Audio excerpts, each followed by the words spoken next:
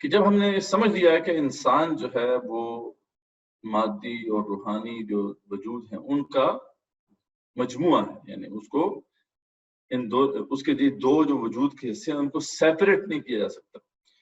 اب ہم انسان کی عظمت کو ماپنے کے معیارات بھی دیکھتے ہیں نا کہ وہ جو ہے اب کیا بنیں گے. تو سب سے پہلے ہم دیکھتے ہیں کہ اگر ہم سیکشنل ویو ہی رکھیں ابھی تو پھر عظمت کے معیارات کیا ہوں گے. فار ایگزامپل اگر خالی یہ کائنڈلی انوٹیشنز جو ہے نا یہ اس کو ختم کر دیں. تھینک یو، جزاک اللہ. تو دنیاوی لحاظ سے دیکھا جائے تو سیاسی اگر آپ خالی مٹیریل اینگل سے دیکھیں، یعنی وہ لوگ جو سمجھتے تھے کہ انسان کی جو اصل ہے وہ مٹیریل ہی ہے، تو ان کے لیے ظاہر بات ہے عظمت کے معیارات تو مٹیریل ہوں گے نا. اس میں ہم دیکھتے ہیں کہ سیاسی غلبہ اور جو ہے طاقت حاصل کرنا، ٹھیک ہے جی، یا پہلے شہرت ہے، دولت ہے، یا سب سے زیادہ بڑا اگر ہو سکتا ہے تو وہ کیا ہے؟ طاقت. ٹھیک ہے. تو اس کے برعکس جو ہے یہ جو بھی انوٹیشنز کر رہے ہیں اس کو خیال رکھیں، اس کو نہ دو. اچھا، اس کے برعکس جو ہے ایک دوسرا مطلب جو ویو ہے سیکشنل ویو کہ نہیں انسان کی اصل روحانی ہے، تو اس لحاظ سے ذریعہ بات ہے عظمت کے معیارات تو پھر اسی اسپرچل بنیاد پہ کھڑے کیے جائیں گے نا. تو اس والے سے کیا معیارات بنتے ہیں کہ دنیا سے اور اس کی آسائشوں سے کٹ جانا، یہ اس کا ایک معیار بنے گا نا کہ جس کے نزدیک جو ہے اصل ہماری وہ ہے اسپرچل، تو دنیا کی تو کوئی حیثیت نہیں ہوگی. تو ایک بندہ جو دنیا سے جتنا زیادہ کٹا ہوا ہے اتنا زیادہ وہ عظیم آدمی کر پائے گا. تو یہ سیکشنل ویوز ہیں. اگر خالی مادی انسان کے کو خالی مادی سمجھ دیا جائے تو پھر جو مٹیریل جو بھی معیارات ہیں انسان کی عظمت کو پرکھنے کے وہ ہمارے سامنے آ جاتے ہیں، جس میں سب سے زیادہ ریفائنڈ اگر ہو سکتا ہے تو طاقت. ٹھیک ہے نا. انقلابی بات ہے دولت بھی ان کے پاس کسی کے پاس آ جائے تو پھر وہ طاقت حاصل کرنے کی کوشش کرتا ہے. لیکن طاقت آ جائے تو ظاہر بات ہے طاقت کو مزید بڑھانے کی کوشش کرتا ہے. طاقت سے اوپر کوئی جو ہے وہ معیار ہمارے پاس نہیں ہے کسی کی عظمت کو پرکھنے کا. اس کے برعکس جو ہے روحانی جو بنیاد پہ دیکھا جائے تو پھر اس کے بالکل برعکس بات ہے کہ دنیا کو بالکل چھوڑ دینا، دنیا سے بے نیاز ہو جانا، دنیا سے کٹ جانا، یہ معیار قرار پائے گا.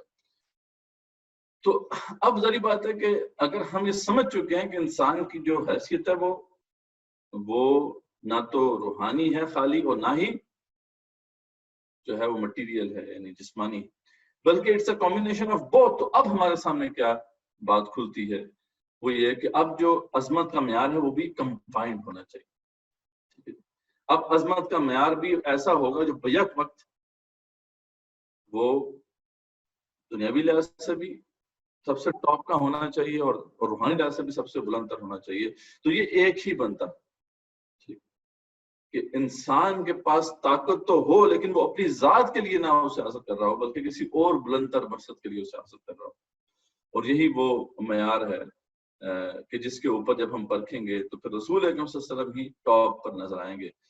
اس کے علاوہ اور کوئی آپ کے مقابلے پر نظر نہیں آتا، کیونکہ یا تو دنیا میں وہ لوگ ہوئے جو ان کے پاس طاقت تو بہت تھی لیکن روحانی لحاظ سے کچھ بھی نہیں. سکندر اعظم ہے، عٹیلا ہے، چنگیز ہے، بڑے بڑے فاتح دنیا میں گزرے ہیں، لیکن دنیاوی لحاظ سے ان کا دیکھا جائے تو کیا روحانی لحاظ سے دیکھا جائے تو بالکل زیرو، بلکہ نیگیٹو نمبر دینے پڑیں گے. ایک طرف پھر یا تو وہ ان کو چھوڑیں تو پھر آپ کو وہ روحانی والے لوگ ملتے ہیں جو روحانی لحاظ سے بہت جنہوں نے ترقی کی اور دنیا سے کٹ کے دکھایا. گوتم بدھ کا معاملہ آتا ہے، اس طرح کے اور جو لوگ ہیں جو ہے سادھو ہیں اور ہمارے صوفیہ ہیں وغیرہ وغیرہ، لیکن دنیاوی لحاظ سے دیکھا جائے تو ان کے پاس کچھ بھی نہیں ہے. لیکن رسول اکرم صلی اللہ علیہ وسلم کا معاملہ کیا ہے کہ دنیا اور دنیاوی لحاظ سے بھی دیکھا جائے اور روحانی لحاظ سے دیکھا جائے دونوں لحاظ سے پھر جو ہے وہ ایک بیسٹ مقام پہ آپ کو نظر آتے ہیں.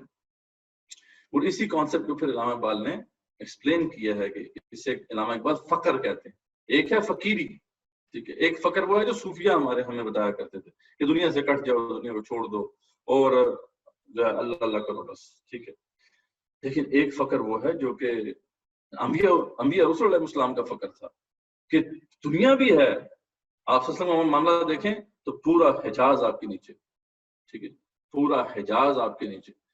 اور پھر آپ نے جو شاگرد تیار کیے انہوں نے پوری دنیا میں حکومت جو ہے وہ کر کے دکھائی. لیکن دنیاوی مطلب لحاظ سے دیکھیں، اگر اپنی ذات کے حوالے سے دیکھیں تو کتنی دنیا سے بے نیازی ہے کہ گھر کے اندر جو ہے وہ دیا جلانے کے لیے تیل نہیں تھا جب آپ دنیا سے گئے. اور اس لیے مولانا روم نے اس حوالے سے بڑی خوبصورت بات کی ہے یہ بار بار جو ہے آپ کو ریمائنڈ کرا رہے ہیں کہ یہ جو انوٹیشنز ہیں یہ جو بھی کر رہے ہیں کائنڈلی اس کو نہ کریں. ٹھیک ہے, جزاک اللہ خیر. یہ ڈسٹربنس ہوتی ہے اس سے. جیسا کہ مولانا روم فرماتے ہیں کہ نفس ماہم کم ترس فرعون نیست لیکن اورامون ایرامون نیست, کہ میرا نفس بھی کسی فرعون سے کم نہیں ہے. ٹھیک ہے, وہ ایک بات ہے کہ اس کو جو ہے وہ لشکر چاہیے تھے. ٹھیک ہے, اس کو لشکر ہی نہیں چاہیے, بغیر لشکر کے میرے اوپر حکومت. تو یعنی ہمارا نفس بھی کسی فرعون سے کم نہیں.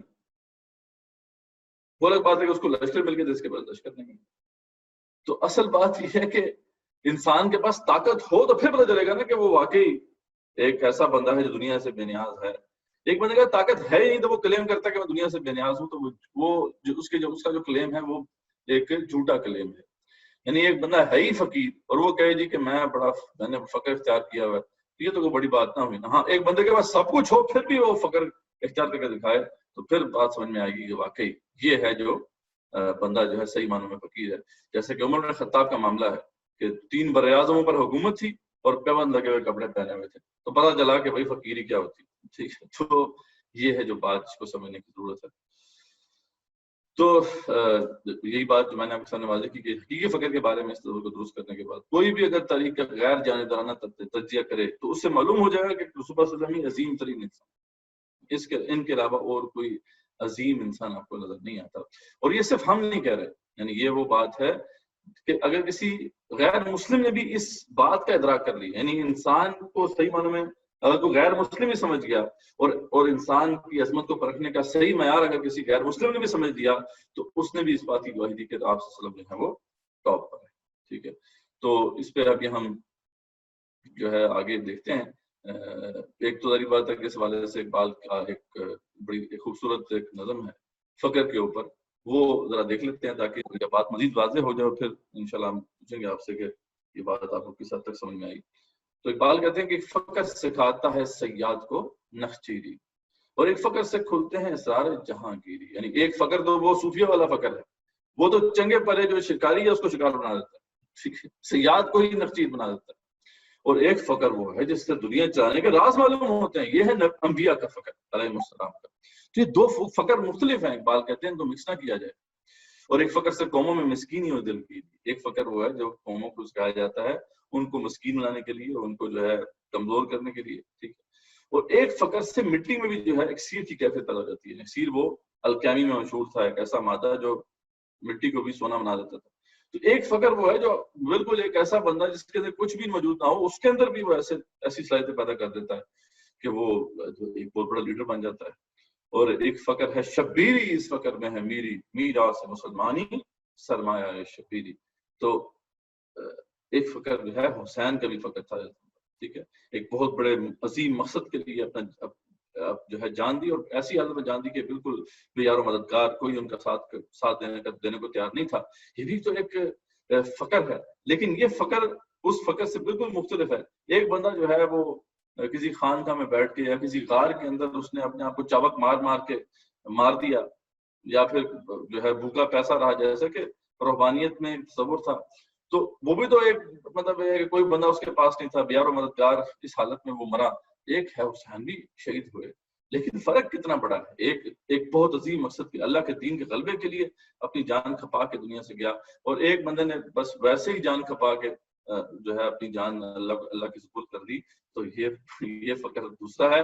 یہ فقر ہے جو انبیاء رسول اللہ علیہ وسلم کا فقر ہے, جس کے اوپر جو ہے حسین جو تھے. تو یہ ایک بات آپ کو الحمدللہ آپ سمجھ آ گئی ہوگی. اس پہ سمجھ آ گئی ہے تو آپ یس کا دبا دیں کہ یہ جو ہم نے بھی بات سمجھی کہ اصل میں عظمت کا معیار اسی وقت ہم سمجھ سکتے ہیں جب ہم حقیقت انسان کو سمجھیں, اور جب ہم نے سمجھ لیا ہے کہ انسان روحانی اور مادی وجودوں کا جو ہے مجموعہ ہے, تو پھر عظمت کا معیار بھی دونوں کا جامع ہونا چاہیے. اور اس لحاظ سے دیکھا جائے تو معیار کیا قرار پائے گا کہ دنیا کے اندر طاقت بھی ہو, جو کہ مادی لحاظ سے سب سے ٹاپ کا جو ہے وہ آپ کا معیار ہے, اور روحانی لحاظ سے جو ٹاپ کا معیار ہے وہ کیا کہ دنیا سے بے رغبتی بے نیازی کی کیفیت بھی ہو. تو یہ دونوں جمع ہو جاتے ہیں رسول اللہ صلی اللہ علیہ وسلم کی ذات اقدس میں, اور پھر ان کے جو سچے متبعین تھے صحابہ کرام رضی اللہ عنہم اجمعین میں بھی یہ باتیں بتمام کمال جمع ہوتی ہیں. اور جس کے بارے میں پھر وہ آپ کو پتا ہے کہ بڑا مشہور وہ جو ہے اس کی رستم کی CID نے یہ کہا تھا کہ ایک رپورٹ دی تھی. وہ کیا رپورٹ تھی کہ جب بڑی کوشش کر رہے تھے وہ کہ مسلمانوں کو شکست دیں ایرانی, تو لیکن وہ معاملہ سمجھ نہیں آیا تھا. رستم جو تھا ان کا بڑا جرنیل تھا, اس نے CID بھیجی تھی اپنی کہ چیک تو کریں کہ یہ کیا معاملہ ہے, ہم ان کا مقابلہ کیوں نہیں کر پا رہے. تو انہوں نے آگے جو رپورٹ دی تھی اس میں بھی یہی شان ہمارے سامنے آتی. کیا کہا تھا انہوں نے, ٹھیک کسی کو یاد ہے؟ انہوں نے ایک رپورٹ دی تھی, انہوں نے کہا تھا کہ ہم رہبان باللیل وفرسان بالنہار, ان کا تو آپ مقابلہ نہیں کر سکتے. یہ ایسے لوگ ہم نے دیکھے ہی نہیں, یہ رات کے راہب ہیں اور دن کے شاہ سوار ہیں. وہ ہم نے تو پھر راہب دیکھے تھے یا پھر شاہ سوار دیکھے تھے, یہ 2 in 1 کہاں سے آ گئے. ٹھیک ہے, تو بات سمجھ میں آئی کہ اصل ان صحابہ کرام رضی اللہ عنہم اجمعین انسان کی اصل کو سمجھتے تھے. اور ہم بھی اگر اس کو سمجھائیں گے تو پھر اب ہم رسول اکرم صلی اللہ علیہ وسلم کی عظمت کو پرکھ سکتے ہیں. ایک ہے نا کہ ہم تو بطور مسلمان مانتے ہی ہیں نا, ہم کون بچہ ہم میں سے یہ کہے گا کہ آپ سب سے بہترین, کون ہم میں سے کہے گا کہ آپ بہترین نہیں ہیں. لیکن یہ ہے کہ اگر کوئی غیر مسلم بھی اگر کہے کہ آپ سب سے بہترین ہے تو پھر اس کی بات سننی چاہیے. تو وہ ہم دیکھیں گے ابھی آگے کہ جو غیر مسلموں کی اس حوالے سے